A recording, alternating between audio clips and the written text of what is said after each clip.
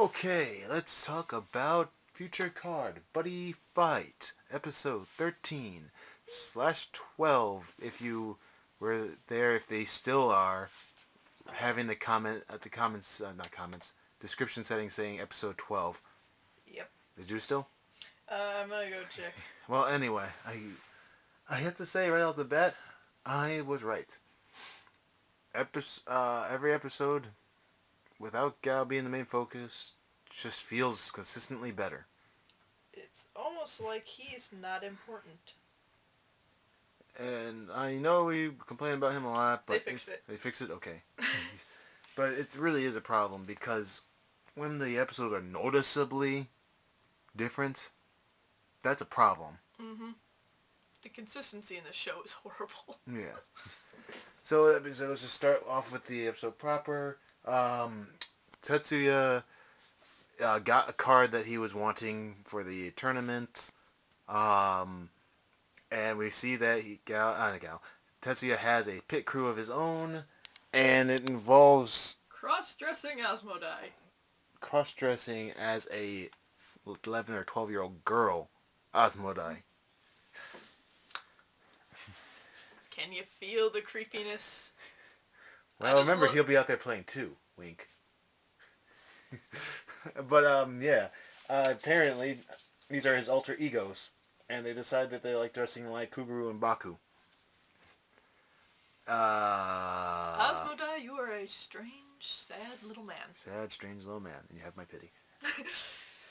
It also means Tetsuya is a sad, strange little man. Because it's probably because he wanted them to do that. Which means he's lonely because, doesn't have anyone in his pit crew. I feel so bad for Banana Head. So, yeah. That's kind of weird. But anyway, so after all that happens, and they have a little banter because, seeing double, her. The president just tells Jin, I want you to make sure you win so that I can win harder and be on top. But I'm not going to pay you anymore. And then, No, he's not going to pay him at all. He said you already have what you need. Or something like that. So I assume he gave him something. They gave you a banana. Because she says that what about the payment from the president says like what he gets for paying me in advance, So he implies he paid him something. He just wasn't going to pay him more. Jin's just a suave businessman. Apparently, that's really what it is. Cause it's better than people trying to beat him up, the president up. Like Seivukaya leader Roga. I mean, he has hit some bad luck with his business ventures. Oh yeah, and let's not forget the three-headed dragon. That makes him piss his pants. I think the president just needs to learn that, maybe you shouldn't be on the bad guy side. Obviously, you're not very good at this. He sucks at it. So anyway, as that's happening, Tatsuku and blonde girl... Go Clark Kenting! They put on glasses as a disguise. Yes, they do. They put glasses on and the uniform on as a disguise. Completely different people. And I'm not even kidding. That's exactly what one of them says. Everybody knows glasses I'm going to make for the perfect disguise or something like that. You totally don't know who I am now, do you? Oh, it's me! So stupid. But yeah, so they're undercover, but that cover doesn't last very long. Because as we find out after President does his talking with needing to find a replacement for Ruga, who still hasn't been in the episode since episode 6. It's been like 7 episodes. He's still not even been in even a cameo. We're looking if we hear his name. And yet he is the face of Danger World, guys. Not only the face of Danger World, they felt it was important to make Danger World the second trial deck. Clearly Magic World should have been, because it's the one that has been the second most pronounced world outside of Dragon World so far. You know why they did that? Because they knew they weren't going to put the shields for Danger World in the set. I don't think you understand. I would rather have had Magic World and Magical Goodbyes as commons than as double rares. Yeah. Anyway, so Jin's walking the thing, rolling his dice, seeing whether he should throw the match or not. he decides to throw the match, and Tosca overhears this and immediately blows his cover, and I mean blows it, by throwing his clothes off. I was like, and now he's got his suit, which means that he's wearing the freaking armor-padded police officer uniform underneath that freaking school uniform. He must be hot as hell. How did he fit those freaking shoulder pads under there? They're collapsible. How did he fit those shoulder pads under there? I don't know, it's anime logic. Where did he fit his boots in the shoes? These demand answers. Tusk, stop bending reality to your will. Tosca is not Batman or Robin from the 1960s. What we didn't see is he actually went into a phone booth. Probably. So anyway, he's like, I know who you are, Jin. You're a terrible person, a thief, and a liar, etc. Swindler. And a swindler. So you must be the person who did it. You must be related to Ruga, who did something bad before. Way to out a suspect's name, and a suspect that you don't have any proof actually did anything. Yeah, they have it innocent till proven guilty. Worst cop ever. Except for in the buddy world, apparently, or at least for his buddy world, where you can accuse people and say they're guilty right away, whether or not they actually are. Wow. Quality police work. Yes, thank you, Tetsuya. I feel like so much safer with you around. Not like you're just gonna blow off the handle and maybe shoot somebody with your sword or dragon. Yeah. Buddy Force cut someone's head off. Man, that would be silly. But anyway, so yeah, he keeps insisting that he's clearly the guy who did it, who no one else would have done it. No proof that Jin is even involved. Just saying he did it because he's Jin shady. wants to throw his match. And then Glasses Lady says that they're getting a dark reading somewhere elsewhere. And then Tosca's like, I'm sorry. Oh, I'm sorry. And then just runs off. Yeah. No, he doesn't even apologize. No, he doesn't even apologize. He just says, my mistake, and then runs off. Yeah. It's like, sorry I said you were a criminal and was about to arrest you for a crime that you had no involvement in. You see what I mean by these whole... You can't just say sorry or just, say my mistake and it's all okay. It's like, imagine if you were just minding your own business, deciding whether or not you wanted to play a game or not, and then a cop came up and said, you're under arrest. For terrorism. For terrorism, and even though they have no proof that you did it. The funny thing is, that's actually happened to me. And please.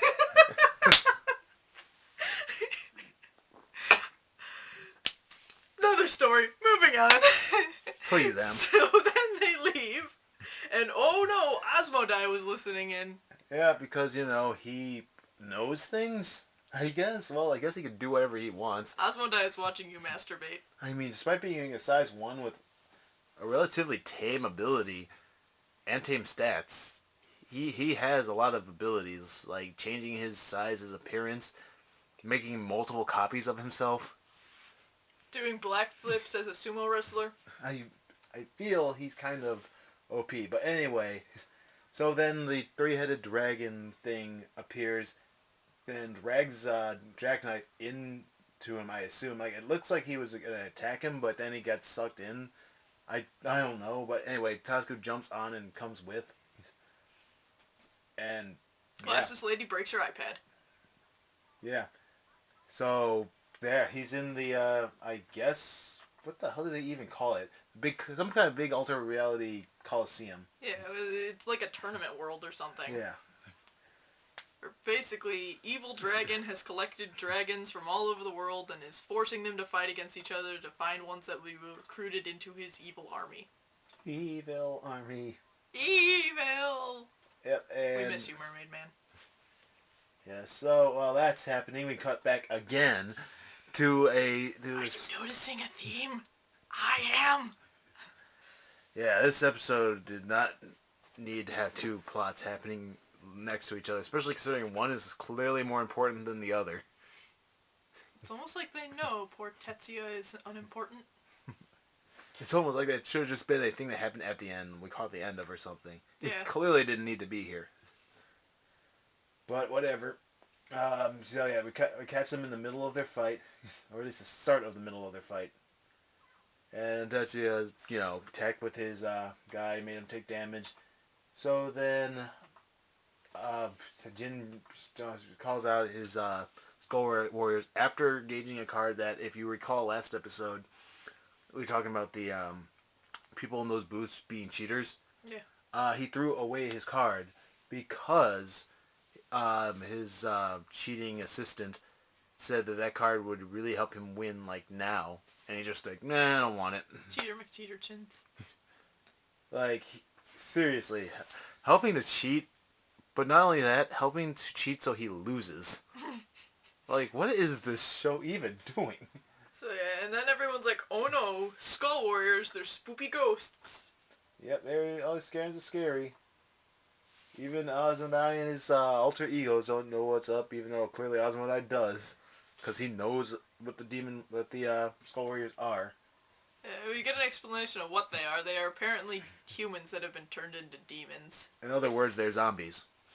They're like zombie ninjas. Which is pretty cool. It is pretty cool. It is pretty neat. And I think if anyone likes zombies, ninjas, or zombie ninjas, they might want to give them a shot. Or demons. Also, Tetsuya, please stop. Yeah, his rapping is kind of like, oh my god, please. Still. Yeah. So they keep their fight going on, back and forth. Jin trying to make it look like he's trying. But everyone's starting to catch on, like, what's he doing? Yep. Meanwhile, back on Space Endor. Tasku and Jack are talking to Giant Dragon, whose name I just do not care about. Neither one of us cares. And explaining, about fighting and what have you, and how humans don't belong here because they're weak sauce. and Jack's like, he's right, get out of here. And Tasku's like, no, I'm not.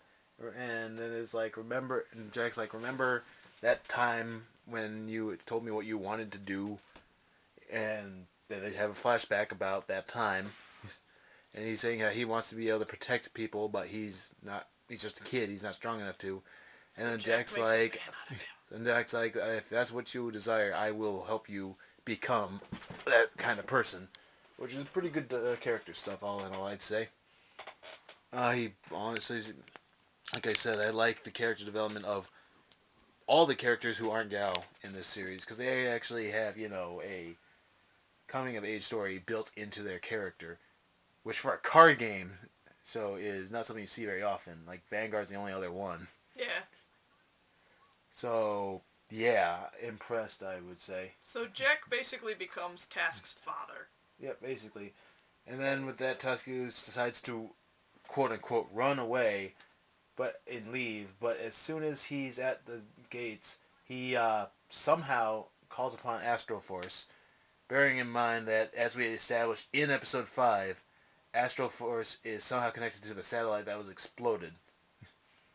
So how he's doing this now, I don't know. I don't know how he knew he could do this right now. Especially since he's in an alternate dimension, floating in space. Like, you could easily argue that it's because they're in that alternate dimension that he can do it. But how would he know he can do that? Plot holes. Because if he could, I don't think Jack would have told him to run.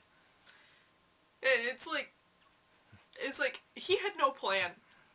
Yeah, like, if he just tried to attack him like that without it, activating, the big dragon could have just killed him right on the spot. Yeah, just, Buddy Force, activate!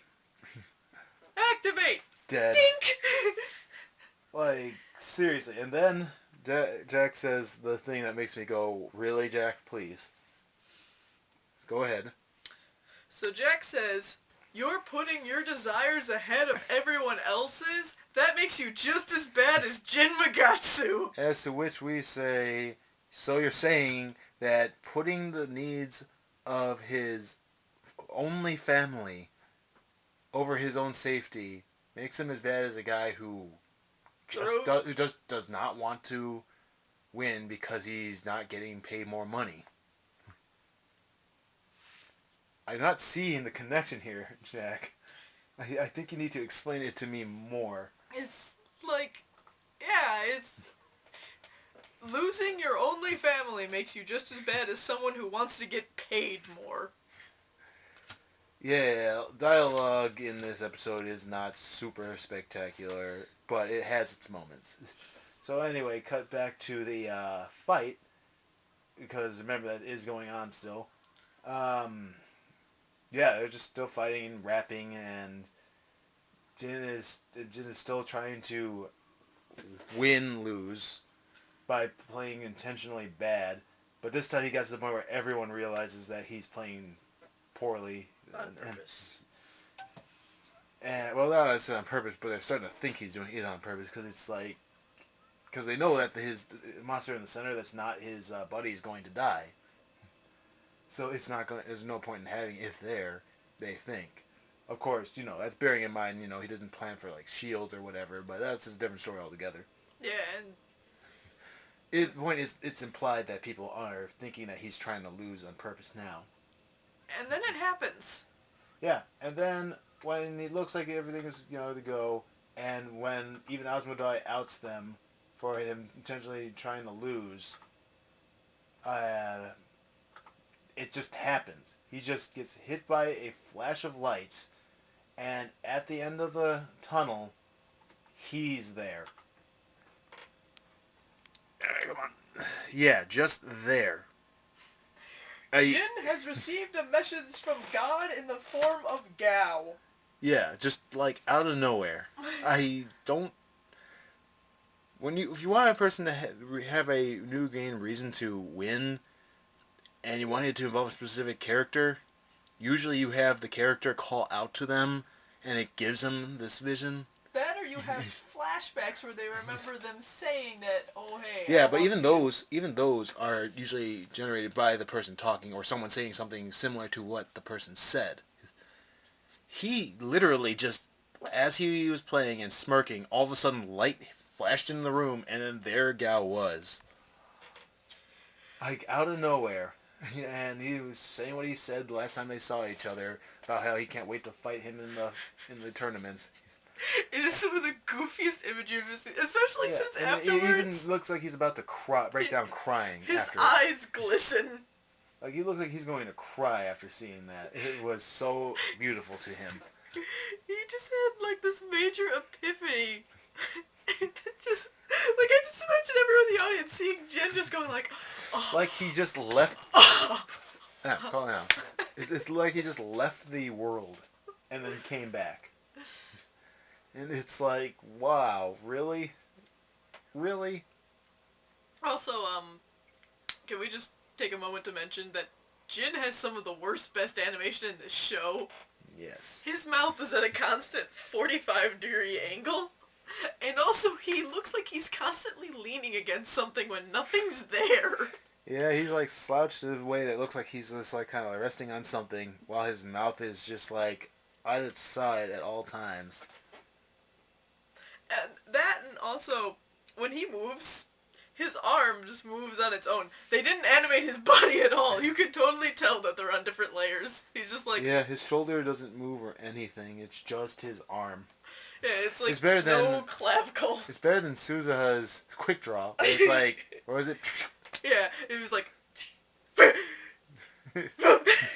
Yeah, I don't know what that was about either. They clearly take away from, animation in certain places to make it look better in other places. It's probably how they get away with all this, like, extra shading and stuff. And actually having the characters move with the extra shading. Because if you've noticed in Vanguard ever, actually we've brought it up in Vanguard before, usually shots pertain with no one moving while the screen pans, and then they might twitch a little bit. Yeah. Like they'll duck down or they'll move. They'll have like 3 frames of animation. In any given shot, and 5 if you're lucky. So it's like, I'll admit that they still have more of a budget than Vanguard does, but they clearly are using it in all the wrong spaces. Yeah, just... They're trying to be cheap and yet expensive at the same time. Yeah, they make their models look like really high quality. And then you realize that, oh wait, they're cutting stuff in places so it doesn't look as good in certain spots. So anyway, Like Jin's... yeah, Oh, yeah, sorry. go for it. Jin's vision from God gives him the will to win. Yes. And then we cut back to where the budget actually went, which was in the fight. And they're getting their asses kicked, as expected. It's kind of funny, actually, because, I don't know, it's just funny. Like, all this time, they haven't even put a scratch on him. And you'd think, with their combined power, they'd be big enough to at least match him. Yeah, why isn't Jack evolving? I don't know, maybe he can't. I don't know why he can't. He has the cards to do it, but maybe he can't. But So he can use the Buddy Force. Can't evolve Jack. yeah, so while they're getting their ass kicked, they remember back in the day when we were surrounded by a bunch of criminals who, I guess, all use Danger World because Danger World's evil. You see, except for when it's not. That makes sense. Them believing in each other enough that they could get out of it or whatever, while they were getting their asses kicked, gave them the power of Gargantua Punisher. So if you believe enough with your buddy, you too can create cards. And yeah, so they decided, you know what, we'll do this again. We'll have enough miracle power and enough friendship to make another Gargantua Punisher. So that is strictly worse. Yeah, because, so spoilers, that's what happens. They believe hard enough, the same forces that be gave them more power again. They glow yellow, thinking it's just going to send an aura blast or something that in the form of a dragon. And then, no, it's not, because if you've seen the manga version, it's actually just another sword. But not just any other sword. It's the exact same sword, but with a dragon's mouth on top. You know why they did that? Because all they had to do probably was extrude the model a little bit. No, not even that. You can see that they literally just put the head on top. Oh, wow. You can see that it's just on top of it. Where the spike was before, it's now a head. That's all they did. Yeah, and then all they did was a little bit of extruding right there for the lower teeth. That's it. Wow. Oh my god. Such quality, guys. Yeah, it's kind of terrible. So, he uses it, and it's here when I realize something. This was the best way to show off Draconic Punisher. You want to know why? Because it had no actual buddy fighting involved with it.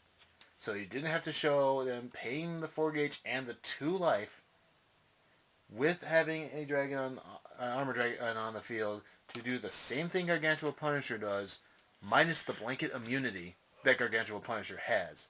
I.e., damage can't be reduced and the card cannot be negated. Pay more for a worse effect.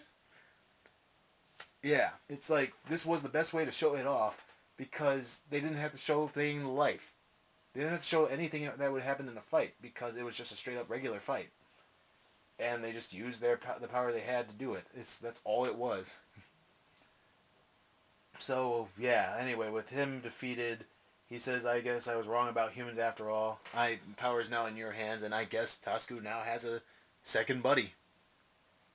I guess that's what happened. I mean, it doesn't say... Like he needed it. It doesn't say or anything that, that's what it is.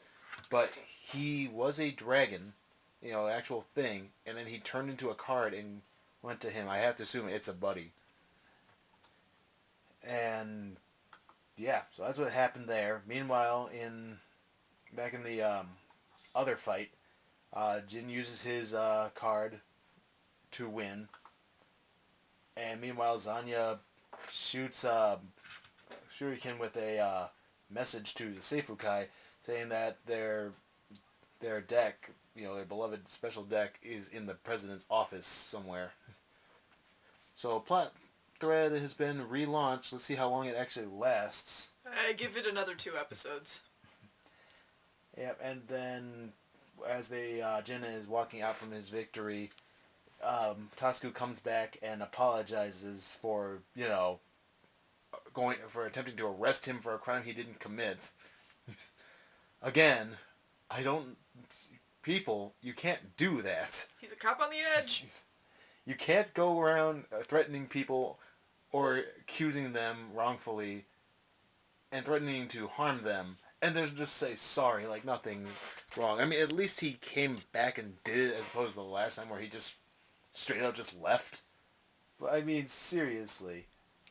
Why would you even do that in the first place? Is my point. I mean, I'm glad he apologized at all, but why was he? Why is he going around accusing people for crimes they didn't commit? Against that's against every single code imaginable. Just watch this person he accuses is Lamphead. Wait, no, he accuses Kuguru? Yeah, Kuguru, or he accuses Tetsuya of being a terrorist. Yeah, please. So anyway, yeah. So I guess apology accepted or whatever. Swayze wanted to win because the sun was in his eyes, because Sunfighter, her. And then shut up you. And as he walks off, he makes fun of his assistant's hair because their hair is stupid. And then the three-headed dragon says that we determined that what we need is light within the darkness for our next recruitment. Yep. Which I'm going to have to say again, it must be freaking Kiri, because he literally is white from top to bottom. Everything on him is like a light color or a calming color. And he's innocent. Yeah, he's like pure innocence despite his sexual frustration. If it's not him, then that means Kiri's character as a whole is pointless. He's just a red herring. Yeah, he's just a red herring. He's there to make us think he's going to be the target. He's there to ruse you. And then he's not. Which begs the question, why was he even there to begin with? I mean, seriously. A long way to go for a ruse. A ruse for a mystery that technically isn't there. And it's just so stupid. But I think I think it's almost likely going to be him. Yeah. It's quite obvious. I just love also that Jin does not make any comment on the fact that Task has shown up in front of him bleeding and beaten up. Yeah, it's just a thing that happens. Yeah, he's a cop. He must have just gotten off of something. And then, after all that, and after the ending, we see the next episode focuses around Noboru and President. I still don't know his name, and I still don't care. Don't think and we're going to find out that there's history behind them. They were from the last tournament in particular. So we'll see what that has to do. What that has to deal with. It probably means we won't see a fight, at least all of a fight in the next episode. It'll probably be a 2-episode thing to expand on time. And that's it, basically. Opinion on the episode. It was watchable. There was a lot of really bad, goofy parts, and some things that made me scratch my head, but otherwise, it was pretty good, and once again proved that Gao ruins this show. It really does, and we'll keep contesting it until people understand. It's like, he's not at all like his manga counterpart, which we'll get into another time. I think the episode was okay. It was actually not that bad. It was clunky at certain spots. A lot of consistency problems, plot holes existed, but it was okay this time because unlike the last time there was plot holes with a story that no one cared to see, or not only didn't care to see, but didn't need to see. But this one actually had a plot that mattered. It was important. It expanded on the relationship between Task and Jack, and it also even gave Jin some developments, which is better than I don't like putting monsters in my center because even though it'll help me win and I have cards to protect them anyway, so it doesn't even matter that I'm doing it. Oh god, that was so stupid. There's so many stupid things. But this episode didn't have that. It was contrivance. The plot holes are just contrivances to make a more important thing happen that wasn't plots, but developments, and that's always a good thing. Yep. So I guess that's it for this episode of Future Card Buddyfight. Next week will be episode 14. Hopefully tomorrow we will have episode 167 of not future card. Legion.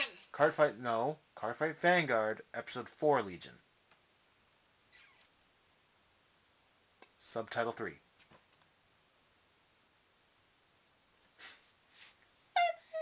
So until next time, everybody. Keep playing the card games. Keep trying to get people to play. And you can do that really easily by never having them watch the show. Unless it's episode 4. Or 5. Or 5, but 5 doesn't really teach you how to play the game. It's just flying around, hitting people with swords and spears. Which, while fun, it doesn't teach you how the game works. Yeah. But yeah, don't show episode 1 and 2 for teaching people how to play. It'll turn them off so bad. Till next time, everybody.